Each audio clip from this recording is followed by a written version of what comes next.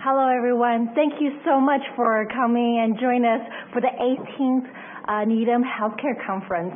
Today, we have a really exciting company, Gritstone Oncology. It's an oncology platform company that uses tumor genomics to find personalized cancer treatments as well as off-shelf treatments. And today, our presenter is Andrew Allen, as well as Jean-Marc Bellemin. Thank you so much for joining us today. Thank you. Thank you. Good morning, everybody. Okay, it's my pleasure to introduce Gritstone to you. We are a public company as of last September. I think closed on October 2nd. Gritstone's built on recent observations into human tumor immunology and successful cancer immunotherapy. And our goal is to think about curing patients with advanced cancer. And I don't use that word lightly. I don't use it naively. Cure is a strong word. And it's now become, I think, a reasonable aspiration for companies like ours to really move the needle and do something fundamentally different in the treatment of cancer. I worked for many years in targeted therapies. Those were very exciting to work on. They really helped patients, but sadly, they didn't seem to cure anybody. Everybody got acquired resistance.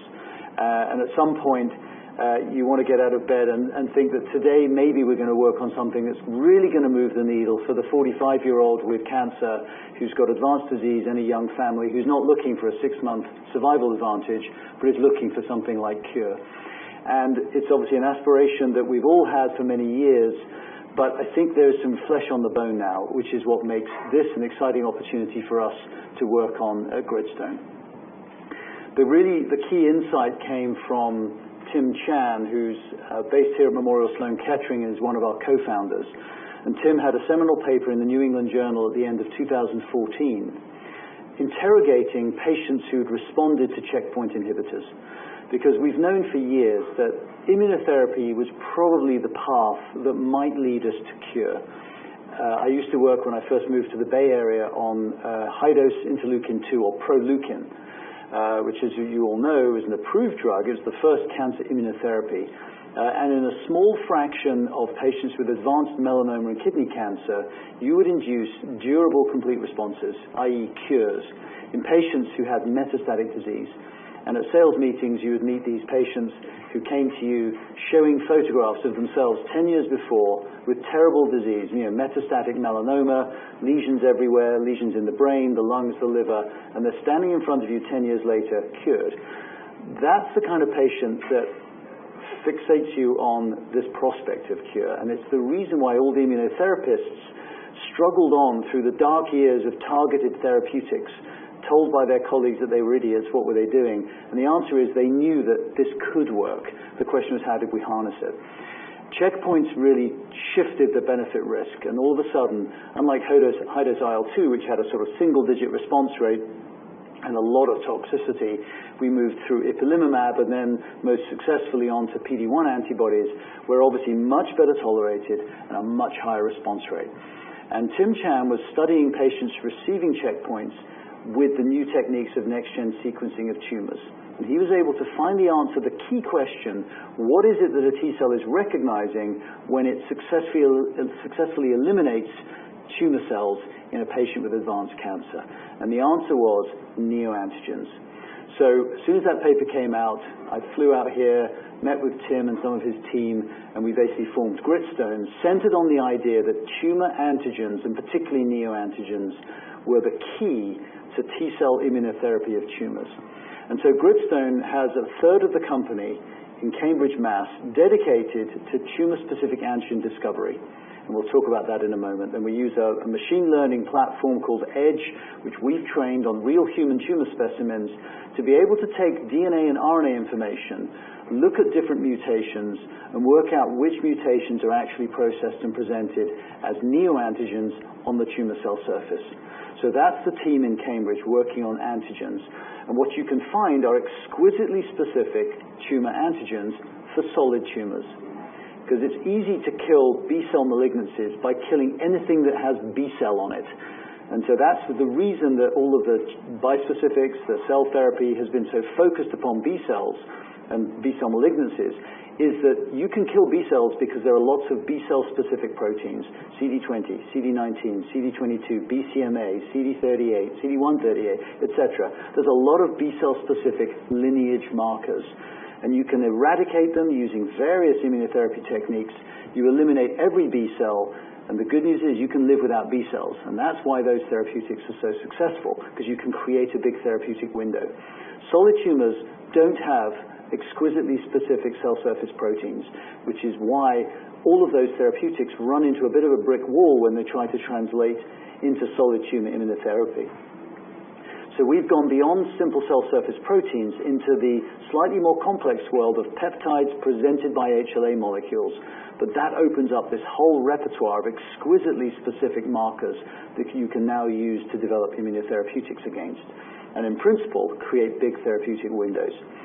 So the first therapeutic class that we've built are our neoantigen-based immunotherapies or vaccines, and I'll talk about those today. We've begun, our first clinical program's just started. We've just dosed the first patient, and I'll explain in detail how that works. But the goal there is to elicit large numbers of neoantigen-specific T cells in humans. Very simple goal, hard to do. I think we've cracked it, and I'll show you why I think that in a moment. And we have two programs there. One is absolutely patient-specific, where we make the product for the patient. That's called GRANITE. But the next one coming, which will launch into the clinic later this year, is called SLATE, and that is an off-the-shelf product where we've identified that there are certain neoantigens shared between patients. So you can make a standard product and then go looking for the patients who have the relevant mutations. That's a very exciting program, and that will start in humans shortly. Of course, you can also tackle these targets using bispecific antibodies. And we have an earlier stage program where we're making antibodies that recognize HLA peptide complexes in a very, very specific fashion, and you can format them into bispecifics, and again, potentially open the door to driving and dose escalating with a very specific bispecific antibody in solid tumors. And again, today you can't do that.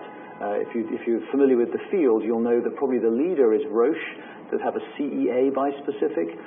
CEA, carcinoma embryonic antigen, is found on tumor cells, it's upregulated on tumor cells, but it's also on normal colonic cells. So they run into dose-limiting toxicity, as you'd expect. Essentially, you give the patients inflammatory bowel disease, and they end up with lots of diarrhea, and some of it, sadly, is grade 5, i.e. fatal. So the therapeutic window is just very challenging when you're using these not terribly specific tumor markers. And we have an opportunity to go in with, again, exquisitely tumor-specific therapeutics for solid tumors. So that program will be entering the clinic hopefully at the end of next year. Now, we've made a thoughtful decision, well, I guess time will tell whether we thought well, but we thought about it at least, to not be a cell therapy company. Partly because you can't do everything, and partly because expertise there requires great targets, great TCRs, but also great cell therapy engineering, and that just felt like a little bit too much for us to bite off at the outset. So we work currently on a partnering basis with cell therapy, and our first collaboration there was with Bluebird in the summer last year, where we're giving them TCRs against some of these novel solid tumor antigens. So that's the Gritstone sort of overview. We finished the year with $153 million in cash after our IPO. And importantly, we have our own manufacturing facility, which is really critical as you start to think about driving into phase 2 and potentially phase 3 programs, where you need to have control over your biomanufacturing. Also, we've got IP in this space, an interesting patent now that was issued to us covering our machine learning prediction model as applied to cancer immunotherapy. Okay, so that's the overview. Let's step back a second. As I've mentioned, T-cell immunotherapy is what offers us hope of cure. And T-cells do not recognize intact cell surface proteins. They recognize short peptide fragments derived from proteins presented by these platform molecules called the HLA, which is a highly variable system, also known as your tissue type. Now, neoantigens are fascinating because they are altered peptides. They are mutated peptides arising as a consequence of genetic mutation in the tumor DNA, that create a change in the amino acid sequence so that the peptide that ends up being processed and presented, to all intents and purposes, is foreign. It looks like a foreign peptide to your immune system, and that is the magic, because of course your immune system is designed to recognize foreignness. And so what we've learned is that you will have an immune response to any altered non-self peptide that is processed and presented by the tumor cell, and that this lies at the heart of the responses we're observing to checkpoint immunotherapy. These antigens, of course, are absolutely tumor-specific because they derive from mutations which are only found in the tumor. And because those mutations were not present when you were a fetus, your immune system retains the capability of recognizing them. You don't need to introduce foreign T cells or foreign T cell specificities. Your endogenous T cell repertoire has the capability of recognizing and responding to these neoantigens and actually eliminating all tumor. And this is why patients can respond to checkpoints with complete eradication of their tumors. So this is the prospect that we're chasing. The challenge is only about 1% of the tumor mutations creates a neoantigen. Okay, so let me let that point sink in. Some people mistake mutation to be a synonym with a neoantigen. It is not. A fraction of mutations have the ability to be processed and presented by the tumor cell on the cell surface as a neoantigenic peptide. And so the key, obviously, is to find those relevant neoantigens. Now, what we've learned over the last several years in this checkpoint era is that one of the strongest predictors of response to checkpoints is whether your tumor has a whole load of CD8 infiltrating T cells before you start therapy. So this was the first paper that showed this from the UCLA team in Nature in 2014, and this was melanoma patients treated with Pembro.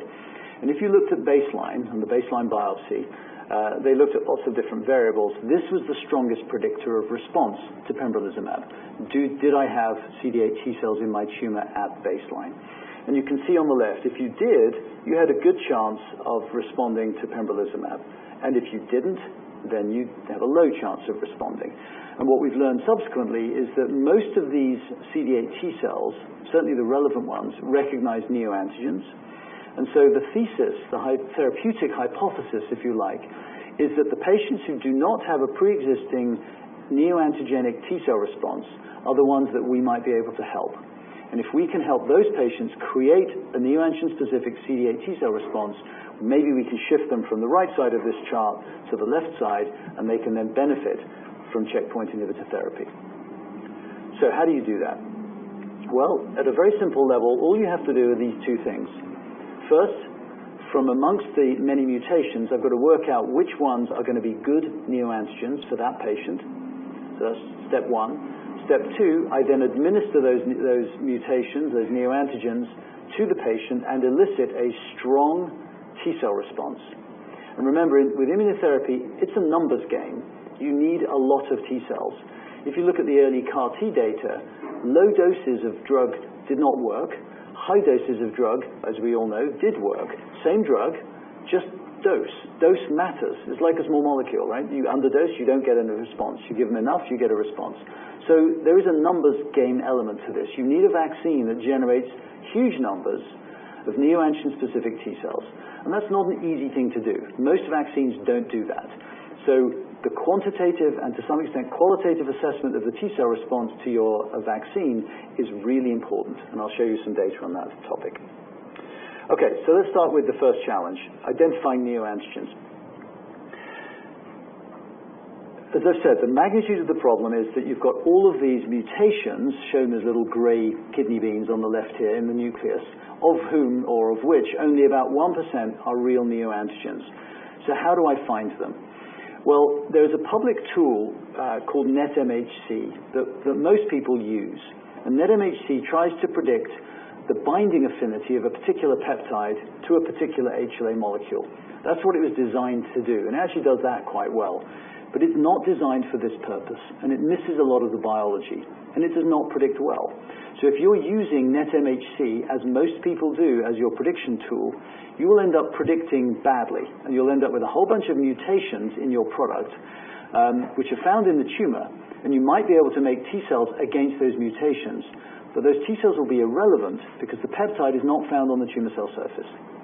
Okay, so you have to be super clear when you're looking at data from anybody trying to do this. It's not enough just to show me that you've made a T cell response. That just tells me something about the immunogenicity of the vaccine. You've got to show me that those were the right antigens that are actually processed and presented by the tumor cell as neoantigens.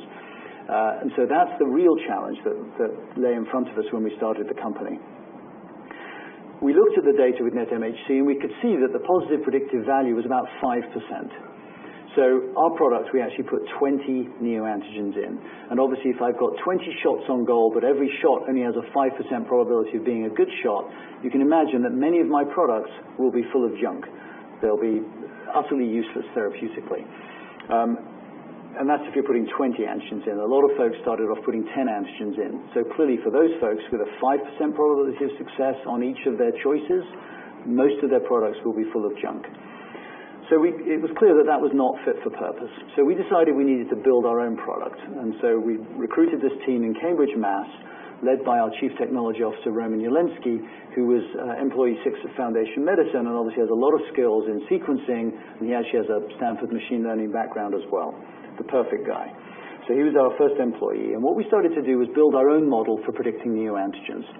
So what we did was to recognize that for the therapeutic in the real world, the commercial product needs to be built off of a core needle biopsy, because that's obviously what you get out of a typical community patient. There's no point in developing therapeutics, at least to our minds, that require large amounts of fresh tissue. That's great if you're at NCI. That's not a real-world product. You get a core needle biopsy. So the constraint on our solution had to be, we're going to predict neoantigens from a routine core needle biopsy, formalin fixed, paraffin embedded. Out of that kind of biopsy, all you can get is DNA and RNA information. So we had to develop a system for using DNA and RNA to make the predictions. And the way we trained our model was to start collecting large numbers of big human tumor specimens, meaning about a cubic centimeter. So for training purposes, you need these big, fresh or frozen 1 cubic centimeter chunks of tumor tissue. And what we do is we sequence them, and then you pulverize the specimen, you pull down all of the HLA molecules, and then you wash the peptides off of the HLA, and you sequence them by mass spec. That technique was developed in the 90s, and with modern mass spec machines, off of one specimen, you'll get somewhere from 2.5 to 10,000 peptide species per sample. Okay? So that's 10,000 different peptides, all of which were processed and presented by that specimen. And then you take the peptide data, the nucleic acid data, and you plug it into a machine learning model and ask the question, what are the genomic features that predict peptide presentation on the cell surface? Is RNA level important? Are the flanking sequences where the proteasome cuts the protein into short peptides? What do those look like? Which peptides are good at being cut out? Which ones are bad? HLA binding does matter, so you need an HLA component to the model. So there's a lot of genomic features that go into this, and the machine learning mathematics deconvolutes the data and starts to identify the relevant genomic features. And we've now trained on about 1.5 million different human tumor-presented peptides to build our model. And we validated it using some very nice Steve Rosenberg data, and we published this in Nature Biotech last December. And we've shown that this model now does predict with about a 60% positive predictive value, which obviously, given we're putting 20 neoantigens into our cassettes in our therapeutics, if each shot has a 60% chance of being good, and we've got 20 shots, then obviously we're going to cover with high confidence all of the real neoantigens that that particular patient has. Now, we're continuing to work on the model. It'll keep getting better, but we're now fit for purpose. And we've called this tool EDGE, Epitope Discovery in Cancer Genomes. We've published it, as I just said, and we actually patented it as well last year. So now if you use mass spec training data for a machine learning model to predict neoantigens for inclusion in a cancer immunotherapy, you'll be in violation of our patent. So that obviously I think is quite important IP for us, particularly as I think the world is increasingly recognizing that the approach we've taken is the right approach. We didn't invent it. We were just the first to apply it to this particular challenge at scale. So patented and published, and then this underpinned our partnership with Bluebird last year because they're looking for some novel solid tumor antigens, and they came to us for the targets and the TCRs, and that informed the deal that we did with them just ahead of our IPO. Now, as I said, the EDGE model is continuing to improve, so we're continuing to work on Class 1 HLA, which is basically everything I've just described. Class 1 is the platform, the HLA molecule found on pretty much every epithelial cell, every nucleated cell in your body. So this is what cytotoxic T cells generally recognize, Class 1 HLA-presented peptides. Class 2 is how an immune response is amplified. So this is what CD4 T helper cells recognize peptides presented in the context of Class 2. It's a harder prediction problem, but we've been working on this and have made some significant breakthroughs. And in fact, just had an oral presentation at AACR a week ago showing for the first time our Class 2 prediction capabilities. And I have a slide on that in a second. We can also apply this platform to identifying novel antigens, because there's a lot still to be discovered in the world of tumor antigens. I'll give you a simple example. Why does kidney cancer respond nicely to immunotherapy? Right? We've known for decades that it does. IL-2, as I said, was approved in the treatment of kidney cancer. As we started to think about neoantigens in the last few years, kidney cancer is an outlier. It actually doesn't have a very high mutational burden. So if you believe in neoantigens as a relationship with tumor mutational burden, which drives immune response, kidney cancer does not fit that model at all. So what is it about kidney cancer that's driving the immune response? Is it something to do with the antigens? There's a hypothesis out there that human endogenous retroviruses may be unusually prominent in the display of peptides on the surface of kidney cancer cells. That's a hypothesis that we can examine using our mass spec-based approach. As you may know, human endogenous retroviruses are sort of they're archaic passengers in our genome that encode, once presumably relevant retroviruses, now largely defunct. They sit in our genome, they're generally inert and inactive, but for some reason tumors often dysregulate their genomes and can turn on these endogenous retroviruses. Do they create novel antigenic sequence that now can function as a tumor antigen? That's the hypothesis. We can start to explore questions like that. So there's lots still to do, and the EDGE platform is super powerful in this regard. These are the Class 2 data we just showed at AACR. Class 2 is a harder prediction problem than Class 1. The peptides are longer and more variable, and just suffice to say that we're now at least 20-fold better than the public tool at predicting Class 2 with about a 25% positive predictive value. Not as good as Class 1. As I said, this is a harder problem, but obviously we're getting better all the time. So we're not quite yet ready to put Class 2 antigens in our therapeutics, but we're not far off. And that's likely, I think, to help drive us further forward. Okay. So that's neoantigen prediction. Hopefully I've shown you that we've taken a very systematic and rational approach to this and have developed a model that's now performing best in class. So we're halfway there. Okay, give me a tumor, I can now predict for you the relevant neoantigens. But it's not enough, of course. Now I've got to give them to a human. I've got to make a ton of T cells. So when we started the company, we had the benefit actually of not having any platform in-house. And I say benefit because you can then step back and ask the simple question: how do I administer antigens to a human to get a massive T-cell response with a focus on CD8s? That was the question you could frame. And immediately you knew that the people not to ask were the cancer vaccinologists, because they have an extensive history of failure. They can give you 1,000 ways to fail, no ways to succeed. So what we did was go talk to infectious disease guys who've been working on this problem from malaria, HIV, Ebola, difficult pathogens where you need a T-cell response for protective immunity. It's not enough just to have antibodies. Making antibodies is easy. Making T-cells is hard. And fascinatingly, all of those different groups working on these different pathogens have converged on a couple of common themes.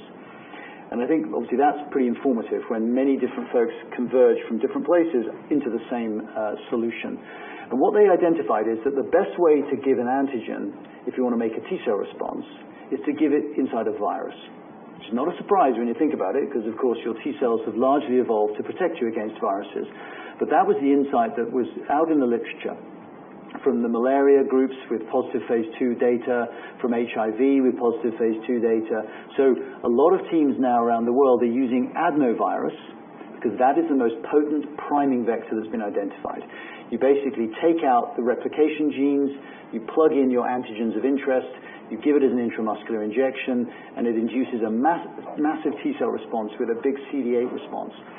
People often now use chimpanzee adenovirus because none of us have ever had that infection before, so we don't have pre-existing immunity. If you use a human adenovirus, many of us have had that infection. We have antibodies as well as T-cells, and you'll neutralize the therapeutic if you give it. So the use of chimpanzee adeno is to get around the pre-existing immunity problem. So we basically copied that. So that's what we do. We use a public domain chimpanzee adenovirus, and we put our neoantigens into that. IM injection, great T-cell response. But then you want to maintain the T-cell response for therapy. And so the other trick that folks have identified is you can't repeat dose with adeno because you make too many antibodies. So you have to switch vector. And what folks in the infectious disease field do is they switch to a vaccinia virus, but that grows very slowly, so hard to make as a therapeutic. So we developed a self-amplifying RNA system. It derives from the alpha virus family, and you encode your neoantigens as RNA, and within the construct is an RNA polymerase that derives from the alpha virus. So when you inject this as an intramuscular injection, it's taken up into the cells through the lipid nanoparticle carrier, and then the RNA starts making copies of itself with the RNA polymerase. So now two good things happen. Number one, you get a ton of RNA, which means you get a ton of protein. And secondly, you get double-stranded RNA intermediates forming in the cell, which are highly unnatural and highly immunogenic to the innate immune system. So you get a strong danger signal with STING and toll-like receptor pathway activation. So this is the system that we use. So same neoantigens, priming in an adenovirus, boosting in the RNA system. And therefore it's called a heterologous prime boost. Now, it took a lot of work to build this, but we've done that, and then we treated monkeys. And so we took 6 different viral antigens that were well characterized in monkeys against a particular monkey MHC, put them into our vectors, and administered them in the format that I've described as we're going to do in humans, or as we are doing in humans, together with some ipilimumab. And you can see here that on this scale, we're getting about 10,000 spots on this so-called ELISpot assay. Now, let me give you some context. That equates to something like 5 to 8% of all the peripheral T cells in the blood of these monkeys are specific to the antigens we've administered. Okay? So 6 viral antigens now driving about 6% of the peripheral T cells of these monkeys. That is a huge immune response. That's the kind of response you see when you get an acute infection with flu virus, with Epstein-Barr virus, for example. And if you were giving a peptide vaccine, the number here on this axis would be somewhere between 0 and 50. Okay, so we're logs higher because we've chosen this platform, not because it's convenient and easy, but because it works in primates. So these are the non-human primate data, and as I said, we just started dosing humans. Now, monkeys do predict humans very well. So here's actually some J&J data published last year with their HIV vaccine. They use a chimpanzee adenovirus. And you can see that the blue, which is human, and the monkey, which is orange, are very comparable. Okay, so I'm just showing you this to say monkeys and humans, the T-cell immune response, very sort of comparable species to species. Very different from mouse. There's a reason I'm not showing you any mouse data. Mouse are completely uninformative for immunotherapy. I think that's well known. So the question becomes, as I said at the outset, do we have enough T-cells? How many do I need? And we try to answer that by looking at the CAR-T and cell therapy data. And there are certain manuscripts where they give you the numbers of T-cells, which are antigen-specific, in patients, and they break it out into responding patients and non-responding patients. So here, we're showing you in those gray columns the numbers of antigen-specific T-cells in responding patients with 3 different forms of T-cell therapy. HPV TIL is Rosenberg's TIL therapy, tumor-infiltrating lymphocytes, against human papillomavirus-driven tumors like head and neck and cervical cancer. CD19 CAR-T is KITE, and NY-ESO-1 TCR is the Adaptimmune TCR cell therapy in synovial sarcoma. So 3 very different forms of cell therapy. Each of them can drive clinical response in humans. These are the T-cell numbers in those responding patients. And in blue on the left are the monkey data I just showed you. So you can see that without recourse to complicated exogenous cell therapy, we're using auxiliary lymph nodes in a monkey as our T cell factory with a simple IM injection, and we're driving similar numbers of T cells.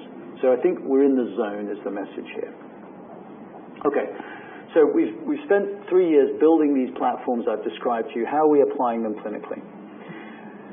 So using this Prime Boost, we've actually developed 2 different product classes. One is fully personalized for an individual patient, where we make the product for the patient. That's called the GRANITE program. That's just started, and we've just dosed the first patient. As I say, it's completely patient-specific, and obviously each patient typically will get multiple neoantigens. But you have to make it for each patient. So the question was, is there an opportunity for an off-the-shelf product here? And it's become clear that there is, that certain mutations are shared between patients. So a quick bit of cancer genetics. As you know, a typical tumor might have several hundred mutations. Probably 5 to 10 of those mutations will be functionally important. The remainder are so-called passenger mutations, have no or low functional significance as far as we know. But the driver mutations, those 5 to 10, those are common between patients because they do confer survival advantage on the cells that carry them. So examples here would be the KRAS mutations, EGFR mutations, P53 mutations, PI3 kinase mutations, all the things you are familiar with from cancer, cancer genomic-based therapy. So some patients have a driver mutation that is common between patients that can also be processed and presented by certain HLA molecules. And so we've been doing a lot of work to identify what are those mutation HLA pairs that we can then put into an off-the-shelf therapy. And we've now built a cassette that has 20 neoantigens that are, quote, off-the-shelf. So the product is pre-existing with very favorable economics. You now just have to find the relevant patients. Okay, so that's the SLATE program. And we're filing the IND for that in the middle of the year, clinical program starting second half of the year. Okay, so GRANITE and SLATE, 2 products, exactly the same viral vectors, the same notion of 20 neoantigens, but the 20 neoantigens are variable in GRANITE, unique to each patient, and they're fixed in SLATE. Okay, so let's look at GRANITE. So this is the protocol. Take a routine core needle biopsy, okay, the same kind of thing you send off to Foundation Medicine, they send to us. We sequence it in-house. We then plug all the mutational data into our EDGE prediction model, and we identify the top 20 candidate neoantigens. We then make the product containing those 20 neoantigens for each patient, and then we ship product back to the site where it's given as a simple intramuscular injection. So very easy for the oncologist. All the complexity is in the middle that we absorb, as obviously should be the case. Here's the phase 1 trial that's now started. We're working on 4 different tumor types listed at the top, and I'll explain why those 4 on the next slide, so just hold that thought. This is a classical phase 1 because self-amplifying RNA has never been into humans before. Novartis did a lot of work on this platform. They did the asset swap with GSK a couple of years ago, so now GSK owns this. They love it. It's a very exciting platform because you only give a tiny amount of RNA, it amplifies, you get a ton of immunogenic RNA and a strong immune response. So very attractive platform. We're the first to actually put it into humans. So what we're doing in part A of this study is we're making the product for each patient, as I said. Everybody gets full-dose chimpanzee adenovirus. Okay? ChimPAD has been in thousands of humans in malaria and HIV trials and Ebola trials, so there's regulatory comfort that you can give a full dose of chimpanzee adenovirus containing our neoantigens. And everybody gets full-dose nivolumab, PD-1 antibody from our partner Bristol, because you don't want to make T cells that get shut down in the tumor by PD-1 pathway stimulation. So you want to block that PD-1 pathway. And then everybody gets some dose of self-amplifying RNA, but there's a dose escalation schedule, as you can see, with 3 dose levels. And once we make it to the maximum dose, hopefully dose level 3, we open part B of the study where we add in ipilimumab. And we're giving IPI subcutaneously adjacent to the vaccination site. And the reason we do that is you want to try and drive the IPI concentration in the draining lymph node, where it augments the T cell response, but you get lower systemic exposure, which is probably driving some of the toxicity you can see with the Nivo-IPI combination. So this is an attempt to drive the benefit risk in the favorable direction. It's not been done by Bristol before, but they like this approach and obviously are happy to give us drug. So that's the phase 1 design, and we'll be showing first data from this study at the end of the year, but it'll just be part A data. Okay, as you know, the phase 1 does take some time. You can't just pile patients on. You have to wait, treat, wait, etc. Now, why did we choose these 4 tumor types? We chose them because, like all good investors, everybody wants to see efficacy in phase 1. And given that we're doing an obligate cocktail of combination, you need to have a context where data can be interpreted. If you stack rank different solid tumors on this tumor mutational burden sort of grid, at the top are tumors that have very few mutations, like pediatric tumors. Again, if you believe the 1% figure and you've only got a tumor that has 5 mutations, like a typical pediatric cancer, they will not have neoantigens. So that's not a good place to treat patients with this approach, and therefore we exclude those tumors a priori. But conversely, at the bottom of the chart, if you have a huge number of mutations, like melanoma or the MSI high tumors, you're going to respond really well to checkpoints. And any response you see in our phase 1 trial, you will not know whether it's due to our product or to the checkpoints. So we focus on the middle 2 rows, particularly the second row. So here you have patients who have a fairly low mutational burden. And the best example here is microsatellite stable colorectal cancer. Now, many of those patients do not have enough mutations to actually have neoantigens. So we have a screening step for these patients, and we know that we're going to screen a bunch out. We're okay with that because obviously some patients make it through that screen, and if they respond to our regimen, then there is a high degree of confidence that this is attributable to the vaccine, because we know from lots of clinical studies the response rate to checkpoints if you have MSS colorectal is essentially 0. Okay, lots of people have done that work and it's published now. So even if we're only treating 5 patients, if we get 2 or 3 responders in MSS colorectal cancer, that is a big deal, because there's a ton of patients out there and they basically have huge unmet need and they are unresponsive to immunotherapy today. So that's a very informative population for us to study in our phase 1 trial. We also wanted to include some patients where there is a little bit of response to checkpoints. And again, these will be a little bit harder to interpret from an efficacy point of view. But gastric cancer has only about a 10% response rate to checkpoints. So again, if you saw 3 out of 5 gastric patients responding to our regimen, that would be exciting. It would not be conclusive, but it would be certainly very compelling to drive you into phase 2. So this is the reason we chose MSS colorectal in row 2, and then the 3 tumor types listed on the right there. You just have to wrap up. I got 4 minutes. I'm following the clock here. Don't shut me down. I got 4 minutes. I'm following your clock. Okay. All right. The SLATE program is going to be very similar, but it's going to be focused on KRAS mutations, because KRAS is a common mutation, and it's where we've done a lot of our discovery research. So KRAS is found in lung, pancreas, and colorectal. Okay, now, I mentioned at the outset that these kinds of tumor-specific antigens can be targeted by antibodies. And we've done a lot of work now to show that indeed you can make antibodies that bind just like a T-cell receptor. So they're actually called TCR mimetic antibodies. It's not a surprise, because if you know the genomics of this, the immunoglobulin superfamily is the same for a T-cell receptor and for an antibody. So structurally, it's essentially the same format. So not surprisingly, they bind very similarly. And what we're showing here on the right is an old image, actually, from an old Nature paper of an HLA molecule, A2 here, with a peptide being recognized by a T-cell receptor. And here is one of our antibodies recognizing an HLA peptide complex. And if you look at this from above, you get this footprint image. This is the antibody, this is the TCR. They're extraordinarily similar, not surprisingly. And these antibodies are exquisitely sequence specific. So if you change one of the amino acids in the peptide, you abrogate antibody binding. And obviously it's that specificity that means you can now think about making bispecifics for solid tumor antigens. So think of a KRAS mutation, exquisitely tumor specific. Now I can develop an antibody that binds that in a highly specific fashion, and I can push the dose, and I can try and drive T-cell responses to that KRAS mutant peptide on the cell surface. This program was a little earlier, so we expect to have a development candidate nominated at the end of the year and file an IND at the end of next year. Okay, so here's the clinical timeline and pipeline that we offer now, with GRANITE in the clinic, dosing patients, SLATE IND being filed mid-year, bispecifics coming behind, and TCRs through our partnership with Bluebird. And finally, as I mentioned, we have our own manufacturing facility. It's pretty big, 43,000 square feet.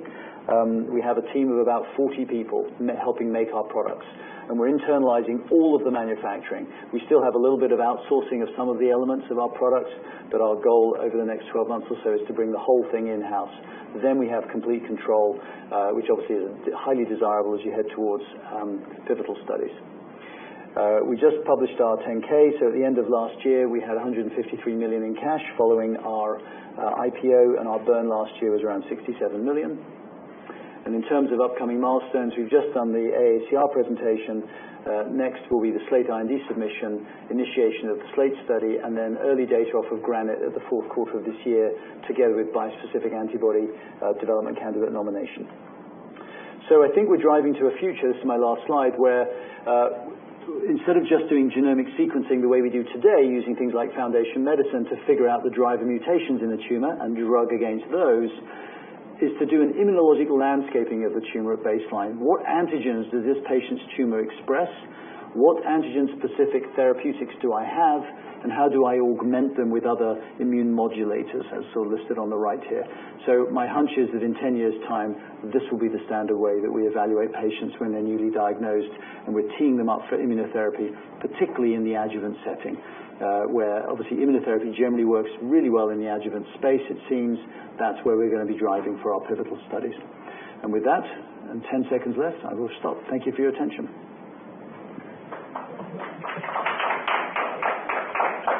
Happy to take any questions. Can you tell us a little bit about your BMS and Bluebird collaboration?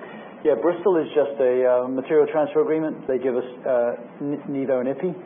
They have no rights, and no dollars change hands. Bluebird dollars change hands, so it was a blend of cash and equity, netting at 40 million cash and equity. In return, they get 10 targets and up to 10 TCRs for solid tumors. So they do all the development work. Do you need to select patients based on the HLA? Yes. Yeah, you do. You need the mutation and the HLA type. All right, thank you so much. Great, thanks.